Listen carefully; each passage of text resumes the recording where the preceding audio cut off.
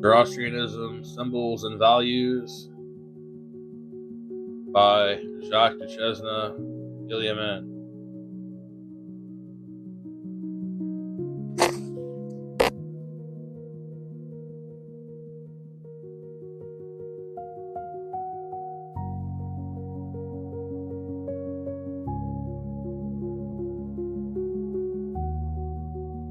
Picking back up on page 9 from the introduction. Arsacids.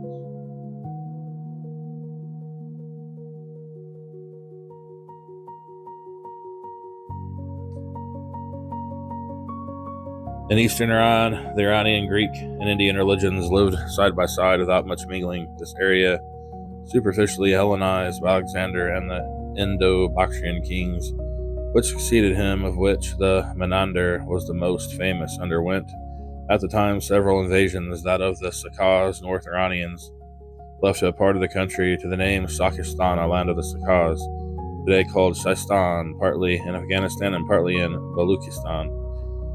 These were succeeded by the Pahlavis.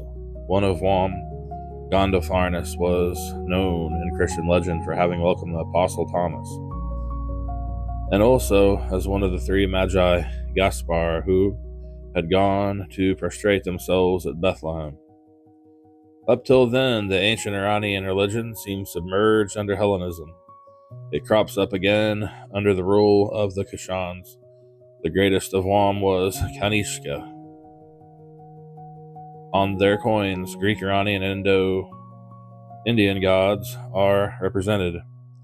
Since they also held sway over India, the Iranian religion reaches into that country.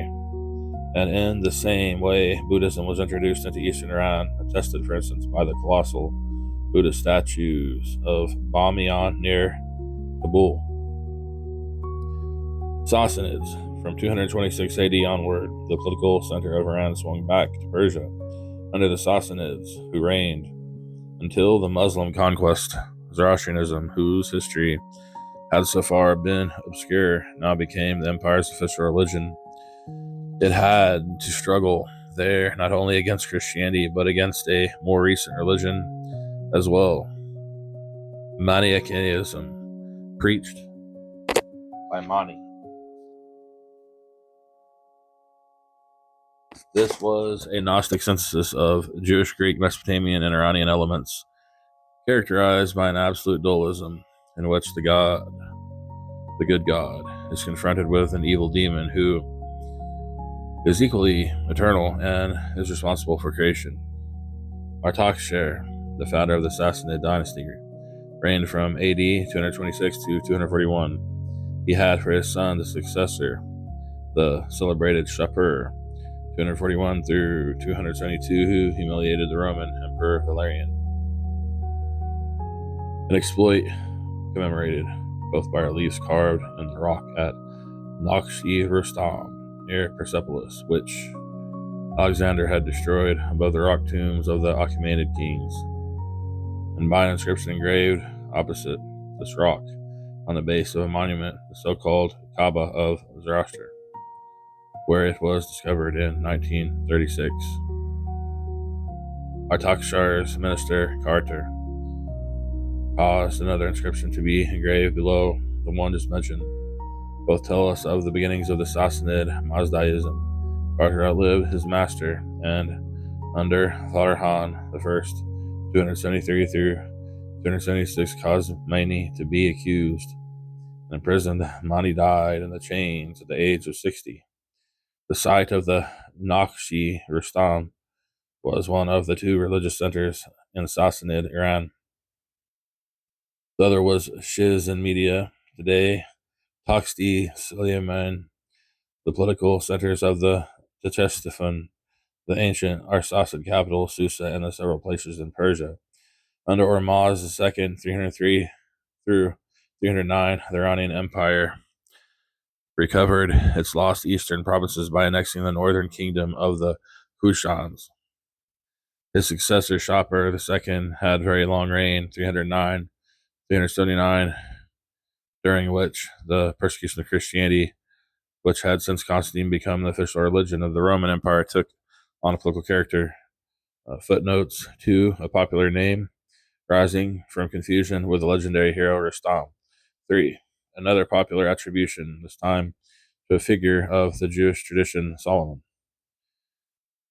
1 century later, Kavad, 488 through 531, favored a new religion, Mazdaism, fatalistic and egalitarian. His son, Khosrau I, 531 through 578, restored traditional order and consolidated the Mazdan Church by defining orthodoxy and giving the Avesta its definitive form.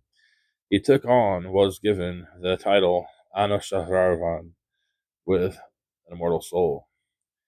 On the other hand, the last Greek philosophers from Athenian Academy, where their school was closer, by Jordan of Justinian in AD 529, found asylum at the court of Khosrau at Ctesiphon. After Khosrau, the Sassanid Empire declined until its end half a century later.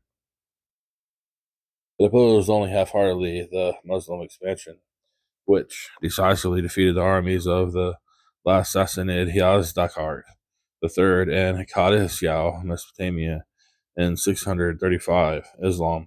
Theoretically, Islam tolerated the old religion, but conversions by persuasion or by force were massive. However, Mazdaism remained a ferment of rebellion and attracted persecution. There were centers of survival, if not of resistance, notably in Fars, the former center of the Achaemenid and Sassanid empires. This area also knew a kind of Zoroastrian revival marked by the production of works in Pahlavi, the official language of the Sassanid Iran. One of these works is Shikand Gumanik Vikar, Decisive Solution of Doubts. It is a defense of Mazdaism against Islam, Christianity, Judaism, and Manichaeism. Another, the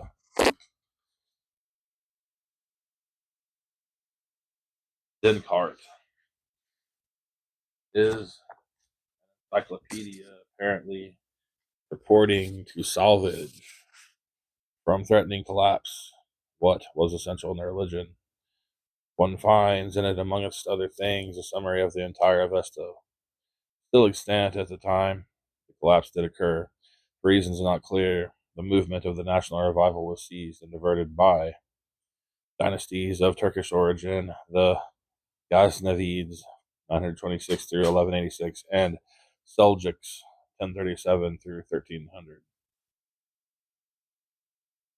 which found their support in Orthodox Islam against both the Shiite heresy and Zoroastrianism. Mahmud, the Ghaznavid, so called after his capital, Ghazni, in Afghanistan, entrusted Ferdowsi with the task of chanting the past of Iran in the vast epic, the Shahnameh, Book of Kings, placed under the invocation of the law.